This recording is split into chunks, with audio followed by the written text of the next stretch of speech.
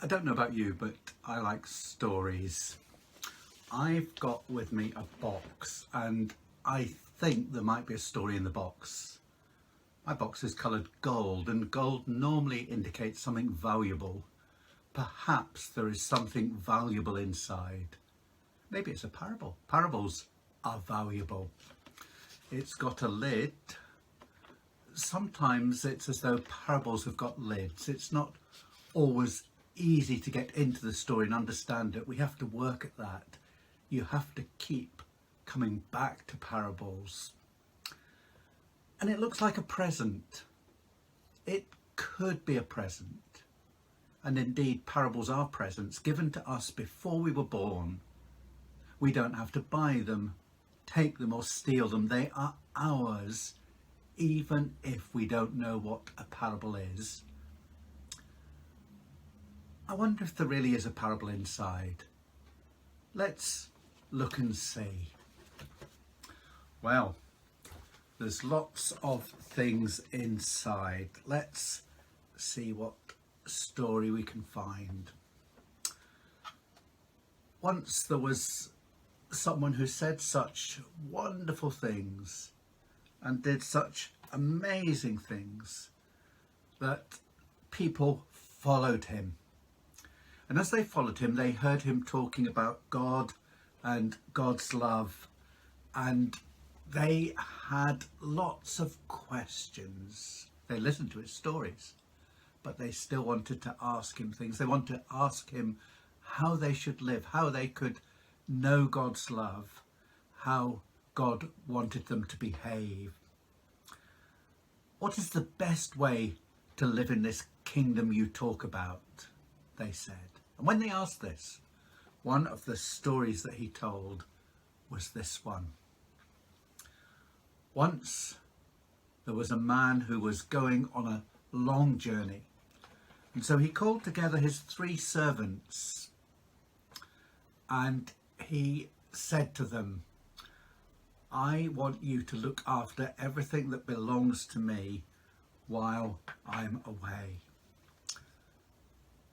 He trusted all his riches to these 3 helpers. And so to one, he gave 5 coins. 1, 2, 3, 4, 5.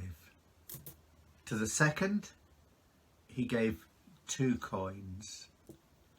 And to the third, he gave 1 coin.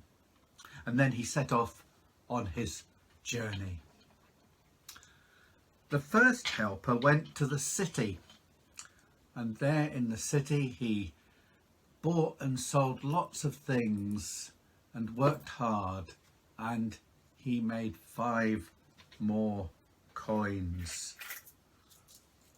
1, 2, 3, 4, 5.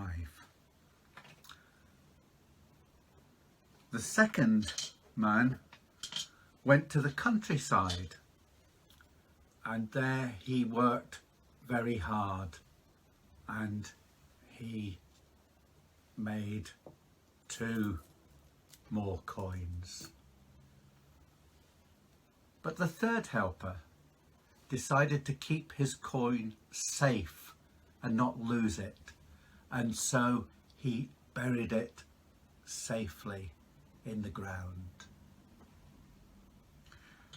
After a long time, the man returned, and he called his helpers together to see what they had done with his riches. The one who had been given 5 coins came forward, and he said, I've worked hard, here are your 5 coins, and I've made 5 more. The master was pleased and said, well done, good and faithful servant. You have looked after what I gave you very well.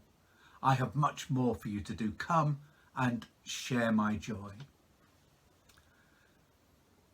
The second one then came forward and he said, I've worked hard, and here are your 2 coins, and here I've made 2 more. The master was pleased, and he said, "Well done, good and faithful servant. You've done well.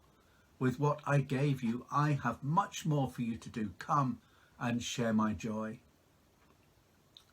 Finally, the one who had been given 1 coin came forward, and he said, "Here is your 1 coin. I knew that you would not want me to lose it. You trusted me to keep it safe, so because I was afraid of losing it, I hid it in the ground. Here it is, exactly what you gave me." The master was angry and said, "You've been lazy and foolish. You knew that I always want, what I have to be used and to increase.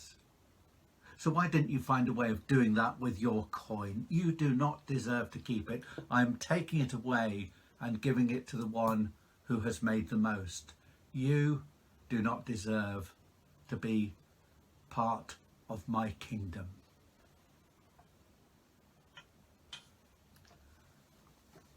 I wonder if the helpers have names. I wonder why the master went on such a long journey. I wonder why the one helper decided to bury his coin. I wonder what would have happened if the other 2 had lost their coins. I wonder which part of the story you like best. I wonder what the story's about, what we can learn from it.